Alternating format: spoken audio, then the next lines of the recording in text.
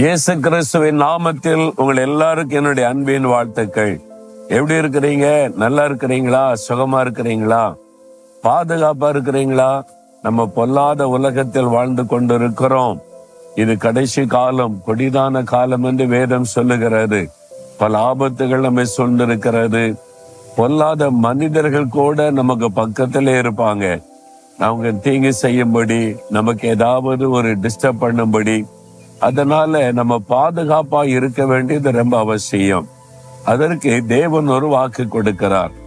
எரேமியா 1:8 உன்னை காக்கும்படிக்கு நான் உன்னுடனே இருக்கிறேன் என்று கர்த்தர் சொல்லுகிறார்.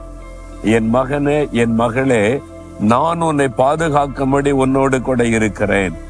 இந்த உலகத்துல எல்லாரை விட ஒரு பெரிய பாதுகாப்பு ஆண்டவர் தான். ஏன்னா அவர் நம்மை பிள்ளைகளை போல நேசிக்கிறார். அதனால நம்மை பாதுகாப்பதிலே கவனமாக இருக்கிறார். மறைந்திருந்து தாக்குகிற பிசாசின் கரிகளா இருக்கலாம், கூடவே இருந்து வஞ்சகம் பண்ணுகிற பொல்லாத மனிதர்களா இருக்கலாம்.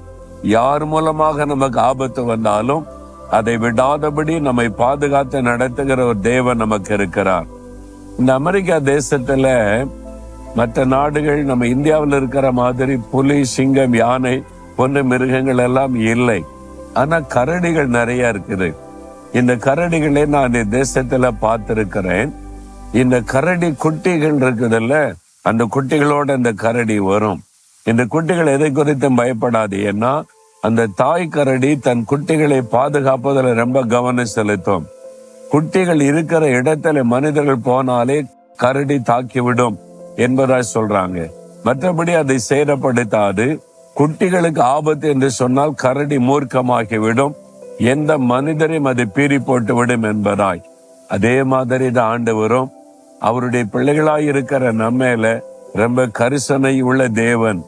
நமக்கு ஒரு ஆபத்துனா அவர் சீறிக்கொண்டே எழும்புவார். தேவனுடைய பிள்ளைகளை தொட முடியாது. உன்னை தொடுகிறவன் அவருடைய கண்மணியை தொடுகிறான்னு சொல்லப்பட்டிருக்குல்ல, அந்த மாதிரி நம்மை பாதுகாக்கிற ஒரு நல்ல தேவன் இருக்கிறார்.